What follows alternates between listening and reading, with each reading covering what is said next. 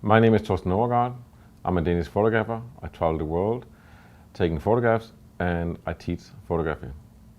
Today I'm going to talk about how to get sharpness in your pictures.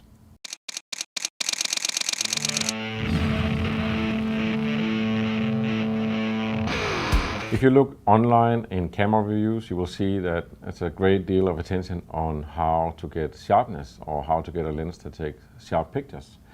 And that's interesting. What is sharpness?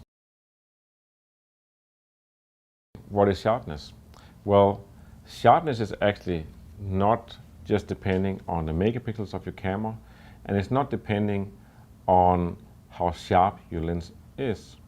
So what is it? Well, sharpness is also a perceived thing, so that means it has a lot to do with the light conditions of the photos you take. And I have a great example here of a photo that I took of Hans Blix. And usually when people look at this photo, they look, wow, it's so sharp and detailed. And you would think this is made with a 60 megapixel Hasselblad digital back or something like that. The truth of this picture is that this is taken with a Leica Diglux 2 from, that's a model from 2004. And back then the camera had 5 megapixels. So this is a 5 megapixel photo. And if you look really close at the photo, you will see that you actually don't see that many details, but it just appears when you look at it that it's very sharp and detailed. But that's simply the light, and in this case it's very soft light coming in from the side, so it shows all the details and it works with a very small dynamic range, so it's very easy for the camera to pick it up, and the cameras anyway increase the contrast. So that's why you can have photographs that looks really sharp, and when you zoom in they're actually not that sharp. And on the other hand, you can have photos that is really technically sharp when you zoom in, but when you zoom out, there's nothing to grab that makes it look sharp.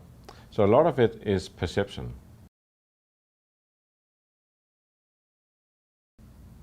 So I'm a big fan of Leica lenses, and one of the reasons I'm a big fan of Leica lenses is that they make really good lenses. So what do I mean with a good lens? Well, there is a thing called the Leica look, and usually what that is understood as is that you have detailed but not razor sharp, almost a little bit soft picture.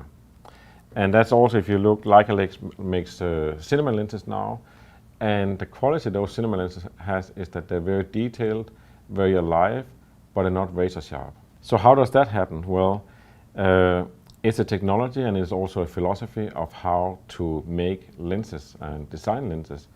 And you say that if you had a computer designing lenses, which is used a lot these days to figure out how a lens should be made, then the computer can figure out the optimum lens design. So you're going to have razor sharp pictures and you pick up each detail. But that might not be a pleasant picture to look at. So that's why the Leica philosophy is that they do use computers, but they also use a history of 150 years of optics. That means that somewhere along the line, when they look at computer calculations of how it should be done, they also make decisions and say, no, if we change this, that's going to give a nicer look. And it might mean that the optimum computer resolution figured out drops down, but the picture is going to look better. When you photograph in colors, you're photographing with red, green, and blue. So that means that a lens is always constructed to pick up red, green, and blue light from the environment. And those rays of light have to go out here, and then they cross inside the lens and they hit the sensor. And one of the things is that the red always travels a little bit different, so it's a little bit aberrated. And that is one thing you can correct for to some degree, but not perfectly. So if you zoom in on a Leica photo, you will see that, for example, skin looks really alive and it's almost like you can touch it. But if you compare it to, for example, a Zeiss lens, the Zeiss lens might actually be more sharp, but then you zoom out and a Leica looks more alive and the Zeiss looks more cold. So that's the small details that the lens designers have to deal with. So the thing about perceived sharpness, let's just look at it, because the problem we have when we photograph is that we have computers. And instead of just looking at a print like this, at this distance that you normally would, and say, wow, that looks really nice, now we zoom in like this, but we do it on a computer. And if we take, for example, this picture I took in a boxing place in New York, it looks fine. Everybody who's going to look at this is going to say, well, this is really sharp. And then you can zoom in here and you can say this is the actual print size in full resolution. And her face is not actually in focus, and even this line you could say, well, it doesn't actually look in focus anymore. But it doesn't matter, because this is the picture you're supposed to look at. What is the general impression? And of course it's like the light does a lot to it. We take another one here. This is a photo where I work with narrow sharpness, so I just have the sharpness around here. And it doesn't really matter when you look at the picture. You could say what hits you is the emotional impact, and you have the idea that there is a focus. And you're not really supposed to zoom in and see, is it really sharp? If you zoom in here, you can see it is actually really sharp. But that's not the point. Your eyes are actually not able to pick up those details unless you zoom in, and that's only on computer you can do that.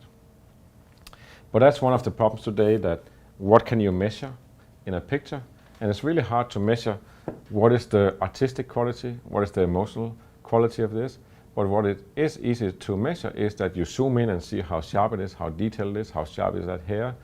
But who really cares? What you should look at is that you should look at a picture as an overall picture. And it might be that you have the idea you can actually see every hair on his head.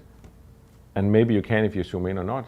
It doesn't matter. What do you perceive? And that's the interesting thing about sharpness. You simply just look at the picture.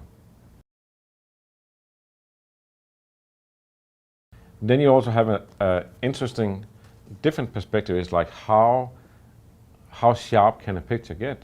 How sharp should it be so you can actually perceive it? And if you look at film, as we used in the old days, if you measure how sharp is a film, we are around 18-20 megapixels. And that means that now we have 24 37 megapixel cameras, and it's kind of overkilling it, because what are we going to do with that sharpness? Because if we make a print here and we look at it, we're not going to see it. Of course, you can have special things that you want to work in a studio, you want to do photos where you want to be able to crop down and maybe just take 10% of a photo, and then of course it's good to have 60 or 100 megapixels or something, so you have some to work with. But generally, you basically don't need it. That was all I had to say about sharpness today. If you want to dig more into the technical things about photography and the very basic things, then go to my website. There's a link below here, and you can buy my ebook, The Freedom of Photographic Expression. If you want to go even deeper, you can do my extension course, the Torsten Overgaard New Photography Extension Course. And in any case, you should go to my website and sign up for my free newsletter to stay in the loop and get new articles about photography, Leica, and everything else. And if you're really smart, you do it right now and you get a free ebook. Thank you for watching. See you next time.